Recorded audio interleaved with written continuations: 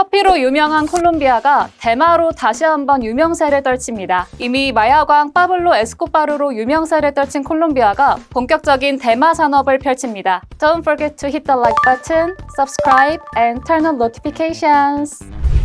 콜롬비아 통상산업관광부는 7일 대마산업 발전을 위한 대마초 및 대마산업의 생산적 발전 프로그램의 일환으로 관련 종사자 3,000명 이상을 위한 교육 프로그램과 자금 조달 수단에 50억 달러, 하나로 약 6조 8천억 원을 투자한다고 발표했습니다. 이러한 교육과 자금 조달 외에도 30개의 생산 연계 프로젝트에 22억 5천만 달러, 하나로 약 3조 555억 원을 공동 융자할 예정이고요. 대마 산업에 관심이 있는 주체들 간의 무역 관계도 촉진한다는 방침이네요. 이러한 계획에는 콜롬비아 여러 지역에 있는 200개 이상의 공공 민간 기관을 통해 대마 산업을 활성화함으로써 자국 산업 포트폴리오를 다각화하려는 콜롬비아 정부의 포부가 담겨 있는데요. 게르만 우마냐 멘도자 통상부 장관은 국제시장에서 수요가 증가하고 있는 농업 바이오 투입물, 화장품, 섬유, 포장재, 건축자재, 수의약 제품, 식음료, 의약품 등의 개발과 생산을 위해 대마 산업의 잠재력을 활용하는 것이 목표라고 설명했네요. 대마입 상업 사용이 합법인 콜롬비아의 자세한 소식은 한양대 이정한 교수에게 물어봤습니다.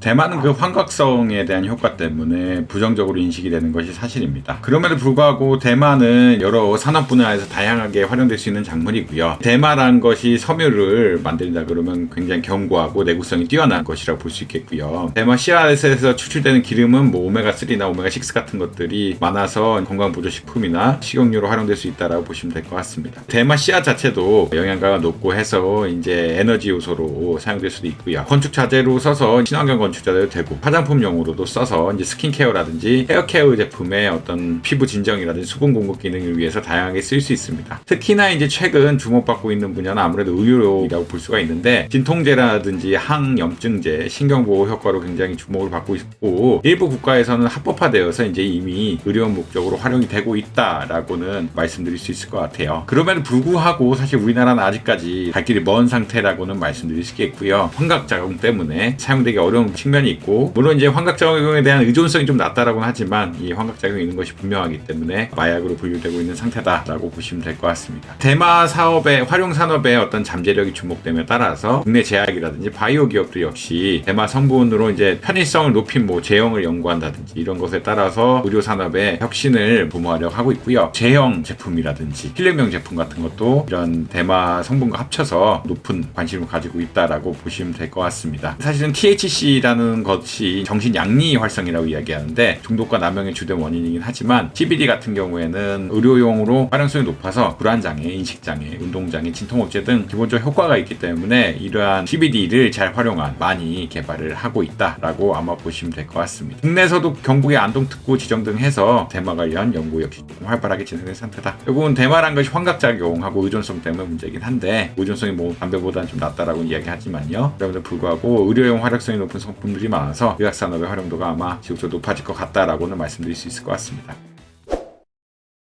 오늘 덕으로에서 준비한 소식 어떠셨나요? 더 자세한 내용이 궁금하시다면 덕으로 홈페이지와 유튜브 구독을 통해 만나보시기 바랍니다.